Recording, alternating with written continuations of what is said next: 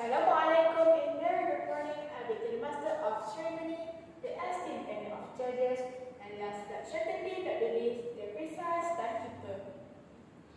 Let me introduce myself first. My name is Karmila, Zulkifli, and I stand before you on this fine day to talk about what is the topic for today. Being lazy isn't always a bad thing. Ladies and gentlemen, do you agree if I say that being lazy isn't always a bad thing? You might scratch your head, right? Or you might think that it always be a negative attitude. The notion of laziness being a positive attribute is not well shared by many. However, is laziness always a bad thing? B.Inggeris said he would always hire a lazy person to do a difficult job because a lazy person will find an easy way to do it.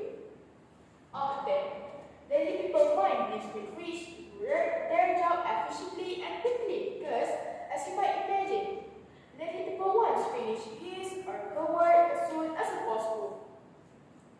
Aspects of laziness may allow a person to be healthier, develop excellent managerial skills, and succeed at professional relationships. Laziness just may be the key to success and happiness. Ladies and gentlemen, let me start my speech with the first positive characteristic of laziness. Laziness may help you to eat and sleep better. A lazy person may be less inclined to go to the office to get fast food or go to the restaurant. Instead, he or she may be more inclined to sit at his or her desk and eat leftovers, salad, soup, or a homemade sandwich. Additionally, grabbing an apple, grapes, or a few pretzels must suffice for a snack too. It is also rare for a lazy person to burn the midnight oil. Instead, a lazy person goes to bed at a decent hour and gets plenty of sleep. Rather than working a multitude of hours or pushing the limits of human exhaustion, they are well rested. It went on to cite a Harvard study which reports that employees who are overworked and sleeping less than 6 hours a night perform worse than their well-rested counterparts. Simply put, working too hard can hurt, not help, productivity. Have you ever heard of anybody having an early heart attack or a also speak of not working too hard? The answer is never. Secondly, laziness makes you more efficient. While most think of Franklin as a hard worker, it should be remembered that he once said he was the laziest man in the world. I even take all those things to save myself from toil. Although a lazy person may not have to drive to work non-stop, it doesn't mean he or she doesn't have ambition. Franklin was lazy. Thus, he invented ways to make work easier. He wanted to do less work. It is the idea of embracing laziness and using it to your advantage. If a good shortcut or more efficient method for accomplishing a task exists, a lazy person will attempt to figure it out.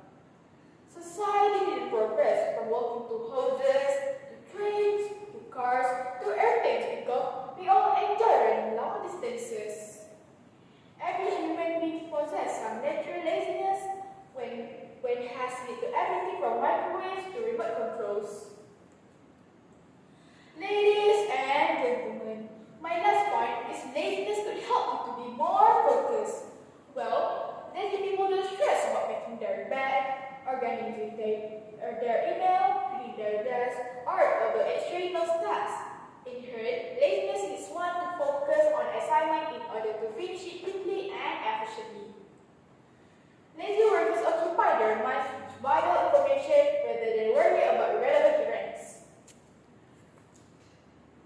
The only way to truly focus on a task is to simplify how many tasks you have. Not to mention, exhaustion and stress preclude from the concentration on one goal. If there are only a few hours to work on the big project, don't worry about filling the other remaining hours with meaningless tasks. Instead, use the downtime to refresh the mind and possibly think of strategies. A lazy person will not work for the sake of working hard. As a result, the lazy person keeps his or her mind fresh and rested. This leads to greater productivity because the rested worker that minimizes tasks had a greater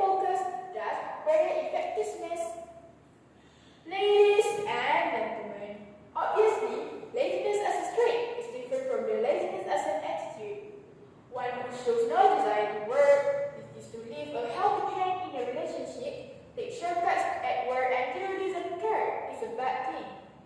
It is one thing to be lazy and create methods with which to make the job easier.